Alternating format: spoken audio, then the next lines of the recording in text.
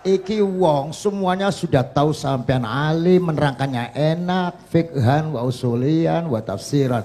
Cuma mereka yang tanya itu, biyen belajar piye kok iso alim kaya ngono, ya kan? Nah, terangkan Gus, terangkan. Mati, mati.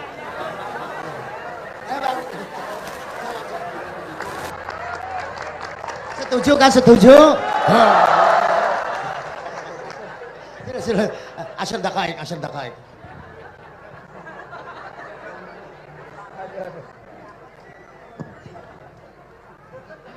Andai kan pertanyaan itu ke Mbah Mun, mungkin jawabnya gurune sopo.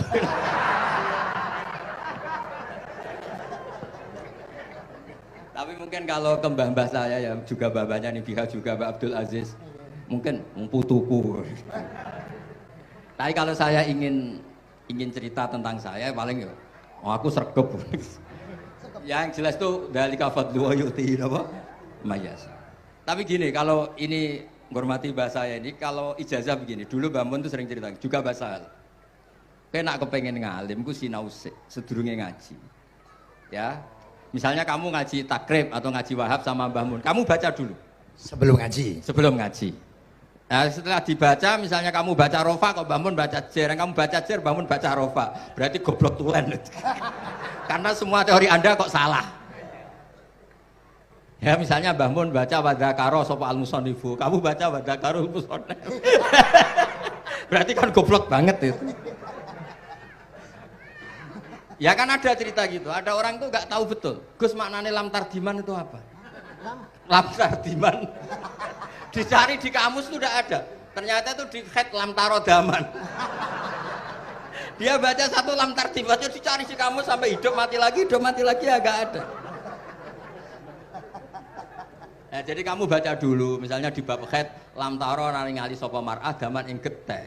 Ternyata ngaji Mbah Mun paginya jadi baca lam taro daman. Jadi kalau kamu malamnya baca lam tardiman loh kok. Jadi itu kata Dewe Mbah Mun mergo sorokan kabeh santri ku ora mungkin. Carane ngecek kebenaran Anda yo ki maca sik. Nanti kalau kemiripannya 50% ya separuh alim. Kalau 70% ya serondo alim. Tapi nanti kalau kemiripannya sampai 100% dan berkali-kali, ya berarti kan sudah luar biasa. Jadi yang ngaji sama Ki Mustafa, Ki Niam, saya mohon santri-santri itu belajar dulu. Biar bisa ngecek nanti guru saya baca kayak apa. Waduh salah ya. Kenapa tak? Waduh salah. Karena kiai itu kalau salah ya mau ngalah. Ini ceritanya Mbah Mun betul. Ada kiai nggak tahu apa kakean mergawe kakean politik nggak tahu. Wal babi lan walang. Terus ada santri, kula gadah makna kok walang, lawang. Ya walang sing ning lawang cung. Mau ngalah. Terus watini lan wit alu. Gurune maca alu. Kula gadah makna kok elo. Lah ya wit telu kena nggo alu. Tapi saya menangi kiai itu kalah sama santri itu. Saroko nyolong sapa wong albedo tangi anduk. Terus gurunya kaget. Cung kok anduk, cung. Bareng didelok endok. Karena kalau pegon kan anduk sama endok itu padha wae. Ini ada padha. Tapi kiainya akhirnya kalah. Memangnya nyolong anduk boleh? Yo ora, cung, yo haram, yo padha wae kalau gitu nyolong. Nyolong endok ya haram, nyolong anduk haram. Lo cerita itu masyhur itu. Kalau cerita yang terkenal di Lirboyo itu kan ada santri dari Jakarta di kelas. Gurunya bilang Ja'a Zaidun, Zaid datang. Waro'a itu Zaidan, saya melihat. Si murid ini itu melihat pintu terus. Lama-lama gurunya itu tersinggung. Kamu diajari pelengahan nggak sopan. Habis Ustadz bohong. Lah kenapa bohong? Katanya Ja'a Zaidun, Ra itu Zaidan. Zaidnya mana?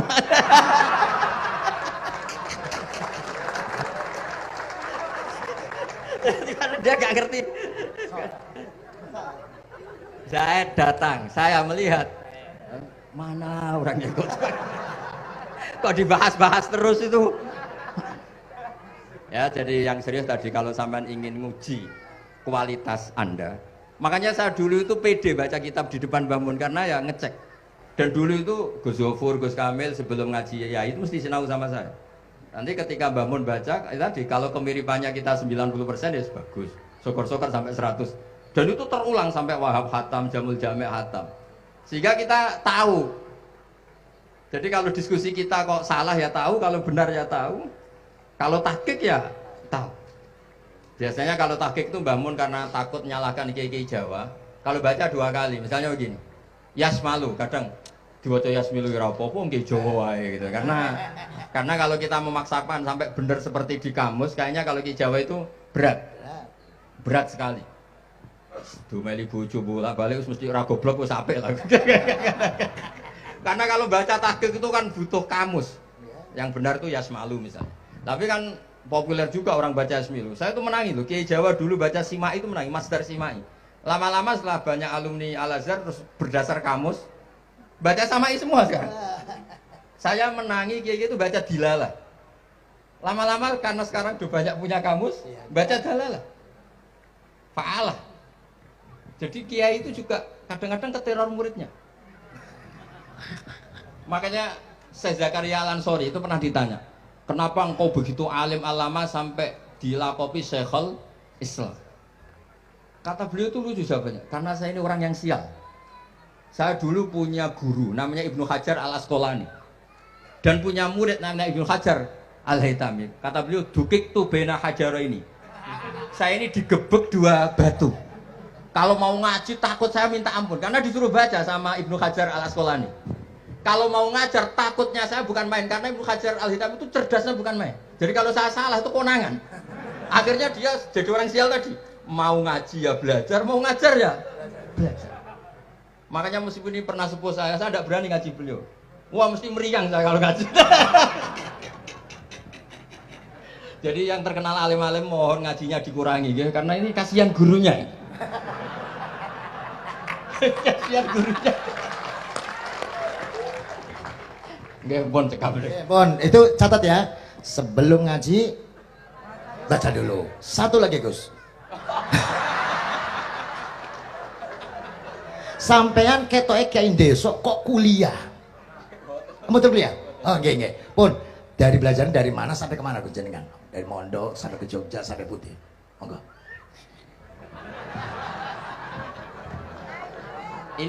Ini karena sesuai kontrak, nggak boleh nyulaini janji sekali aja Sekali tak entekno Gus. Jadi sebetulnya kalau di ilmu, saya kan sering ketemu ahli geologi, ahli sosiologi. Sebetulnya di ilmu kita, saya kan lama di Jogja dan itu yang saya pakai juga ilmu zaman di pesantren. Misalnya sosiologi itu kan ada mukadimahnya Ibnu Khaldun. Itu kan teorinya luar biasa. Misalnya begini, kenapa Rasulullah itu harus dari suku Quraisy, suku yang sangat terhormat di Mekah? Itu secara teori sosiologi loh, bukan teori nubuah. Kata Ibnu Khaldun, Nabi itu mesti final dari kaum itu aneh. Saya ulang lagi, Nabi itu final dari kaum pasti aneh. Nah masa aneh-aneh ini ditoleransi oleh umatnya karena beliau dari suku yang terhormat. Coba kalau dia dari suku, beliau dari suku yang hina, pasti pas aneh-aneh langsung diadili. Ya kalau di NU lah, ndak Gus Dur kok bikin aneh-aneh di NU kan langsung tuntas. Tapi berhubung Gus Dur itu coba Hasyim. Orang itu mentoleransi, bahkan mengira jangan-jangan teori beliau lebih baik ketimbang kita.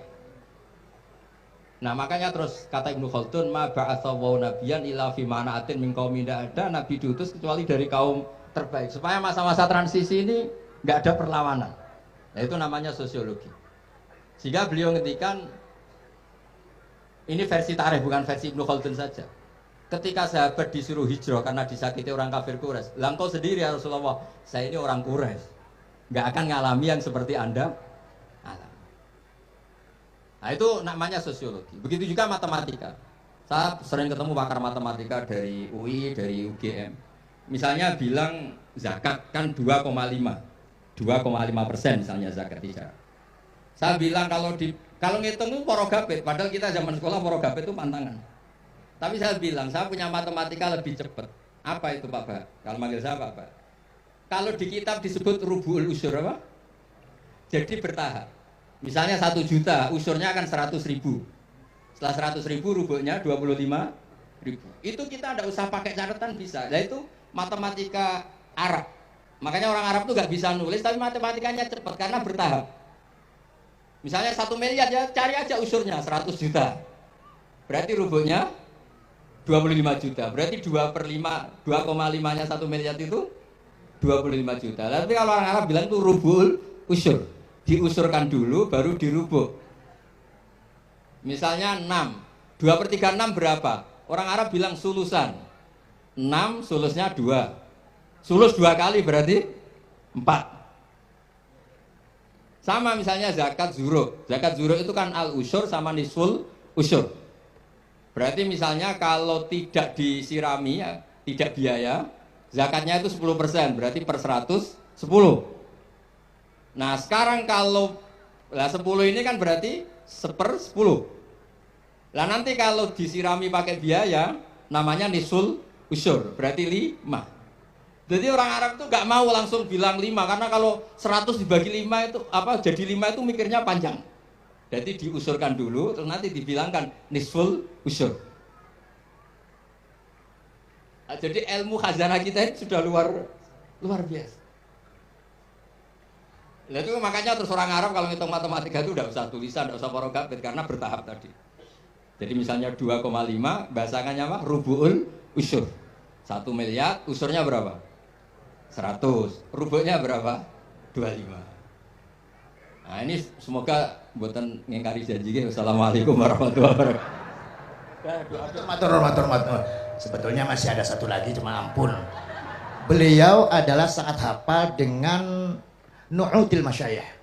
Artinya sebutan, kenapa Imam Ghazali itu Syekhul Islam, Hujjatul Islam, kenapa Imam Anu Syekhul Islam, kenapa Imam Anu, sahabat Anu, ada Saifullah, ada Asadullah, itu biar ahli sekali, karena ini belum tuntas, jadi ya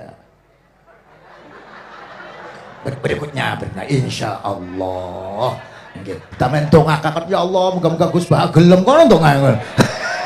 Jajal dongane Gus Bah karo donga sampean mandindi kira-kira.